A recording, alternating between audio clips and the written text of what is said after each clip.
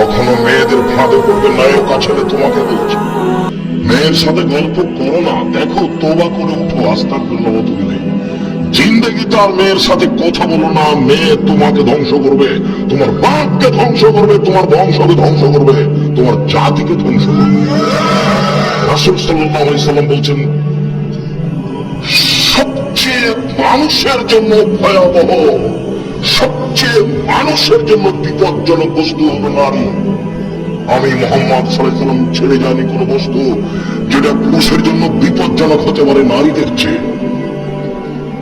দেখো তুমি কিভাবে ভাষা উল্টিয়ে দিল হাতে হাতে। জীবনে কোনোদিন তার সাথে প্রেমের গল্প করো না, তুমি ধ্বংস হবে, তোমার বাপ ধ্বংস হবে, তোমার বংশ ধ্বংস হবে, তোমার বিদ্যা ধ্বংস হবে, তোমার জাতি ধ্বংস হবে। তুমি হিসাব করে চলিয়ে তুমি চিনতে পারোনি। মুহাম্মদ সাল্লাল্লাহু আলাইহি সাল্লাম নিজে বলছেন, আমার জীবনে আমি ছাড়িনি কোনো বস্তু যেটা পুরুষের জন্য বেশি ক্ষতিকারক, ধ্বংসাত্মক হতে পারে নারীর চেয়ে। মুহাম্মদ সাল্লাল্লাহু আলাইহি সাল্লাম বলেন, ইন্নান নিসা হাওয়াইলু শয়তান, নিশ্চয় হচ্ছে মহিলারা শয়তানের জাল। রাসূল সাল্লাল্লাহু আলাইহি সাল্লাম বলেন, শয়তানের ষড়যন্ত্র দুর্বল আর নারীদের ষড়যন্ত্র সবল। তিনি বলেন, ও নারী জাতি, আমি দেখিনি তোমাদের চেয়ে কাউকে বুদ্ধিমানের বুদ্ধিকে নষ্ট করতে পারো। ও নারী জাতি, তোমরা এমন জাতি যে বুদ্ধিমানের বুদ্ধিকে নষ্ট করতে পারো। একবার তোমার দিকে হাসি দিয়ে যদি কথা বলে তাহলে তোমার বুদ্ধি হারিয়ে যাবে। তুমি চেয়ারম্যান, মেম্বার, এমপি, মন্ত্রী, যত বড় পরেজগার হও না কেন, এক হাসিতে তোমার বুদ্ধিবিদ্যা ঈমান কমে যাবে, তার নাম নারী। তুমি এটা বিবেচনা করি উপস্থিত বৈঠকের মুসলিম বোন, আপনাকে আমি ঘৃণা করতে আসিনি। নারী আয়েশা, নারী খাদিজা রাদিয়াল্লাহু তাআলা আনহা, জিবরাইল এসে বলছেন, মুহাম্মদ সাল্লাল্লাহু আলাইহি সাল্লাম, ওই যে খাদিজা, ওই যে তার হাতে একটা বাটি আছে তরকারি।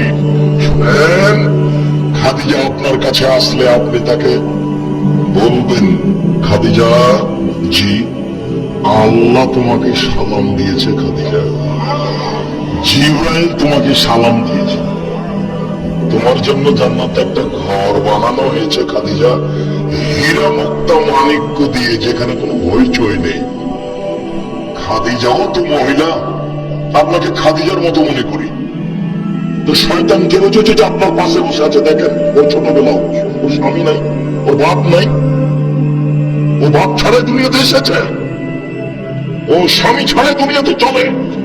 বললেন হিসাব, আপনি আমার দিনই বোন, আপনাকে আমি ঘৃণা করতে আসিনি, আমি আপনাকে আমি শয়তানের চেয়ে খারাপ বলিনি।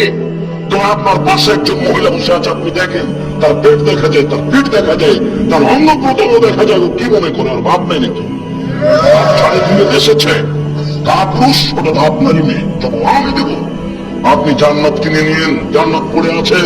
মুহাম্মদ সাল্লাল্লাহু আলাইহি ওয়াসাল্লাম বলেছেন, 3 শ্রেণীর মানুষ জান্নাতে যাবে না, তার বিনা আপনি আছেন।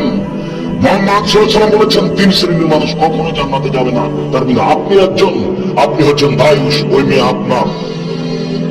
আপনি হচ্ছেন স্বামী, ওই বই আপনার, যার পেট দেখা যায়, যার পেট দেখা যায়, যার হাত দেখা যায়, যার মাথার চুল দেখা যায়। এখনো বসে আপনার মেয়ে প্যান্ট করে এখানে কেন বসে আছে? কাপুরুষ কি দেখাচ্ছেন আপনি? কষ্ট লাগে, ব্যথা লাগে, ব্যথা লাগে কেন? আপনাকে আমি মুসলমান মনে করছি, বলছি আপনাকে আমি হিন্দু মনে করিনি, আপনাকে আমি ইহুদি মনে করিনি, আপনাকে আমি খ্রিস্টান মনে করিনি, আপনাকে আমি মুসলমান বলেই মনে করছি। আপনি তুমি কাপুরুষ, আপনি তুমি কাপুরুষ, আপনি তুমি কাপুরুষ। আপনার বিবাহ করা ঠিক হয়নি, আপনার বিবাহ করা ঠিক হয়নি, আপনার বাপ হওয়া ঠিক হয়নি। আপনার বাপ আপনার বিবাহ দিয়েছে, বইয়ের কাছে চলে গেছেন, চাই ছেলে মেয়ে, এর নাম বাপ নয়, ক্ষমতার নাম বাপ, নীতির নাম মা, ক্ষমতার নাম স্বামী।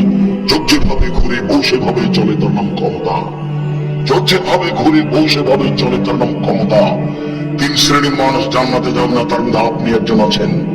3 শ্রেণীর মানুষ জান্নাতে যাবে না, তার 1 শ্রেণীর মানুষ হচ্ছে রাজনৈতিক মিনের নিশায়, পুরুষের বেশধারী নারী, যারা পুরুষের জুতা স্যান্ডেল পরে, যারা পুরুষের শার্ট প্যান্ট পরে, যারা পুরুষের পোশাক পরে, যারা মাথার চুল ছোট করে।